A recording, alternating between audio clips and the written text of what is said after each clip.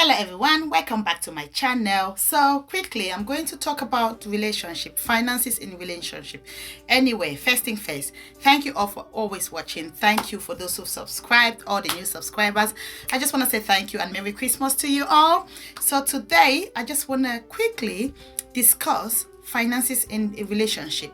So for example, if you're married or you are in a serious relationship where you live together with your partner, this video is going to help you, or those thinking of forming a relationship, of being together as a team.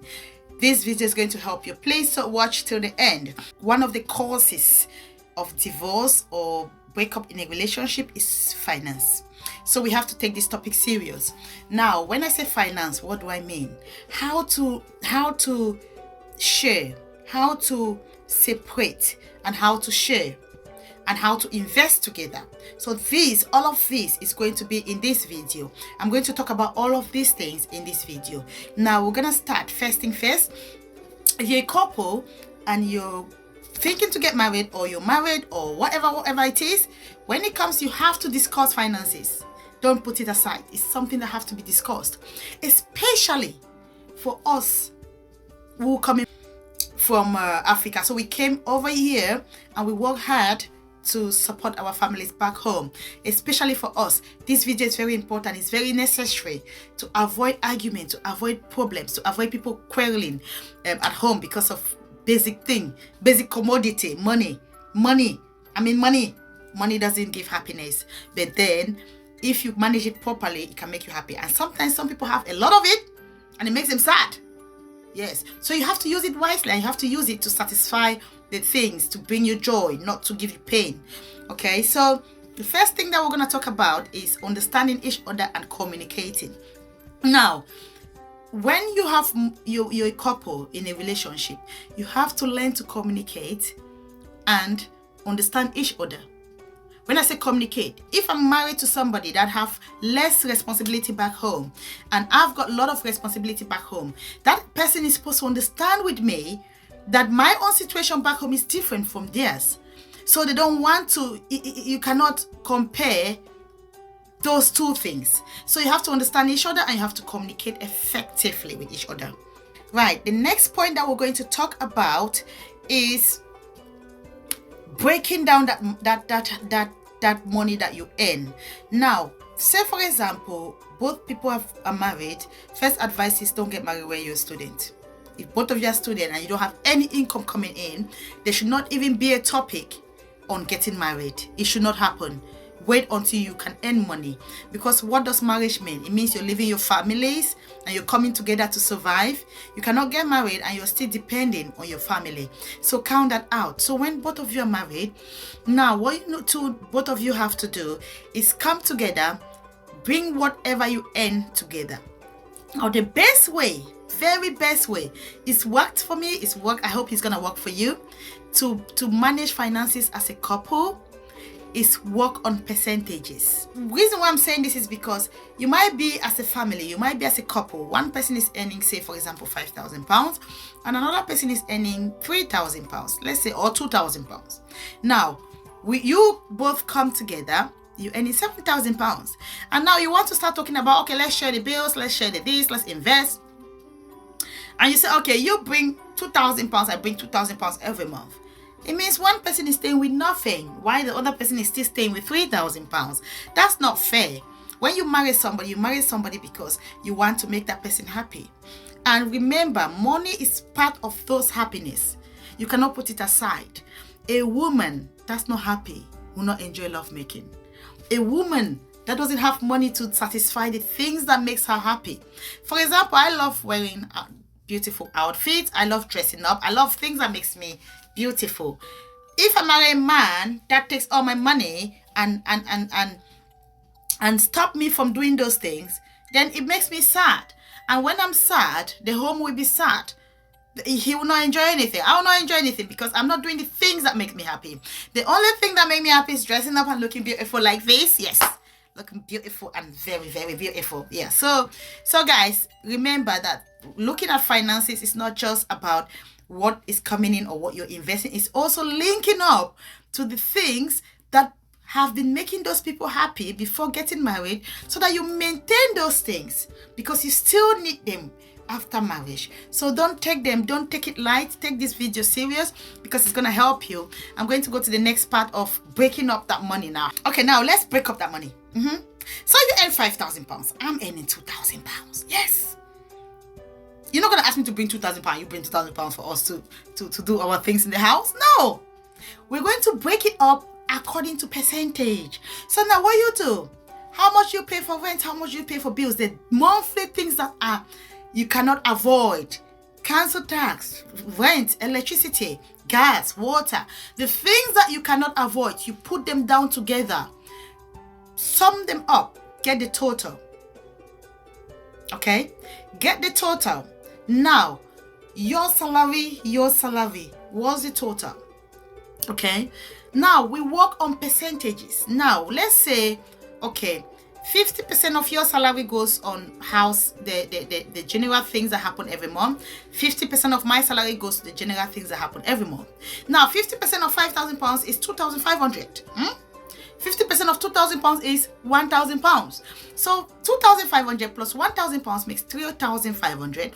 That money, we put it together and we use it for our monthly house upkeep. That money is in an account. That's the money that pays the bills.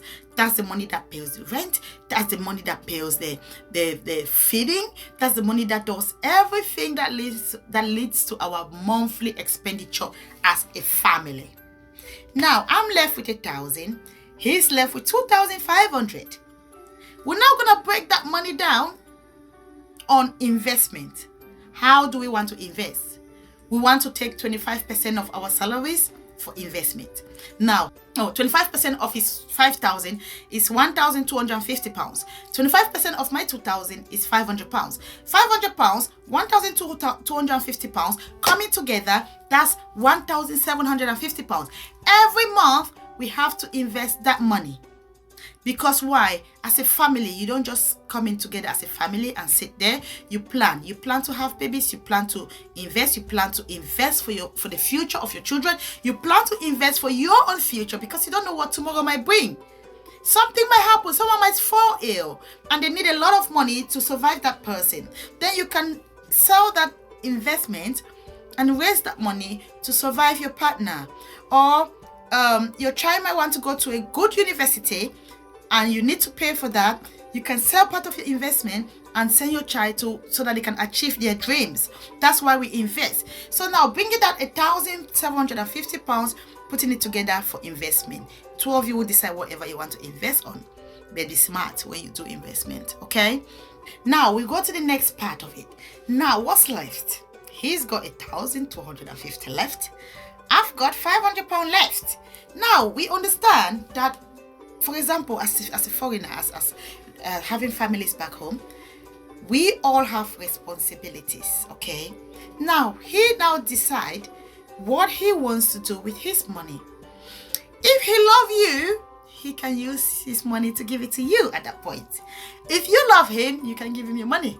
Now, why we're keeping this money is because we want to have something for ourselves that we can use to do the things that satisfy us. There are some people that have friends that are like sisters. If those friends are in problems, they want to help them. You will not say that to help your friend, you have to go and beg for your husband for £20 to send to your friend. Or you want to buy your makeup, you have to go, please, can I have this to buy my makeup? One thing we should understand abroad, when we live abroad, we focus on work. And work is something that most of the time increase the level of stress that we have. So when you turn up asking a lot from your partner start getting stressed and start feeling like you are increasing their stress level. When you increase their stress level, you keep asking, you keep demanding, you push them out. You push them out to other people or another woman or another man that grabs them and pamper them and not bother them and not ask them for something else, for something.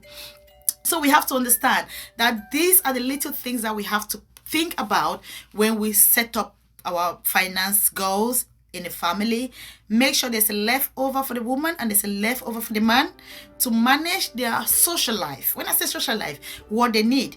If I'm somebody that every month I make sure I go for a massage, so how do I get that done? I'm not gonna go up to my husband and say, can I have money for massage? No. If he wants to book for a nice holiday for us, fine. He's got more money. Let him take me out for holidays. If I feel like going somewhere, I'll save for it, or I'll suggest it. If he wants to do it for me, fine.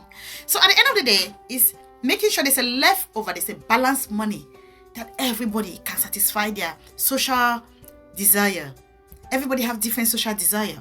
I love to give back to the community. When I say give back to those in need, that's my desire. That's what gives me joy. You have your own. Yours might be traveling or buying expensive cars or buying expensive things, expensive gadget. That's what makes you happy.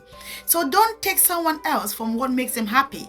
Maintain that path if you want to keep a happy home and keep a happy relationship. Okay guys, I'm going to say now that I'm going to thank you all again for watching. I hope this video have helped. If you have finding it hard or difficult to balance to break down your finances in your family, you can contact me. I can help you. I can help you. You don't need to pay me anyway. I can help you. You see, my joy in this world is to see people happy, families, couples. There's nothing like a happy couple. You know what? I'll say for the last year or since getting to 40, I started discussing a lot more with my husband about happiness. We focus on happiness. What makes us happy? Yes. Adventures. What can we do to keep this like booming, like to push our relationship?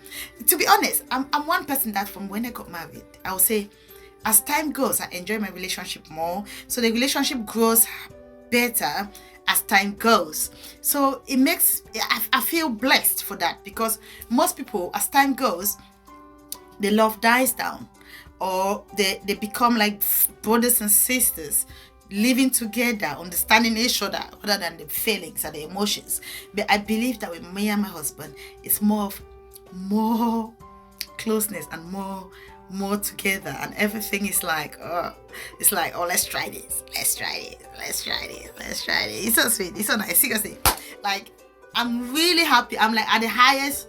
I will not say highest because I believe that it's gonna do more to take me to another level, but I'm at the top of my happiness when it comes to relationship, love making, everything. I mean, it's just different. It's just beautiful. I would say 40 is beautiful, trust me, because 40 is when a woman start to focus on themselves, start to look at life like, oh my God, am I getting old? No, I'm gonna enjoy all of this now before I get old. Yes. So 40 is when, and when you get to enjoying those things, it just makes you glow. It brings out every juice in your body. Like, it brings it out. It makes you glow. And when you glow, it makes the man love you more, because the man is looking at you and thinking like, is this woman 16-year-old? What's happening to this woman? You're not getting old? Come on. Be always looking smart, always young, always beautiful, always happy. That's what we should be doing. And finances is one thing that gives you peace of mind, that makes you sleep. You don't want to be making love with somebody and you're thinking about money that maybe your parents have asked you and you don't have, and just start getting you mad. When you get you mad, guess what? You don't get orgasm. You don't get the joy of love making, because you're thinking about something else. Those things should not be in your head. Thank you all for watching. Thank you for those who subscribe. Merry Christmas again, and I love you all.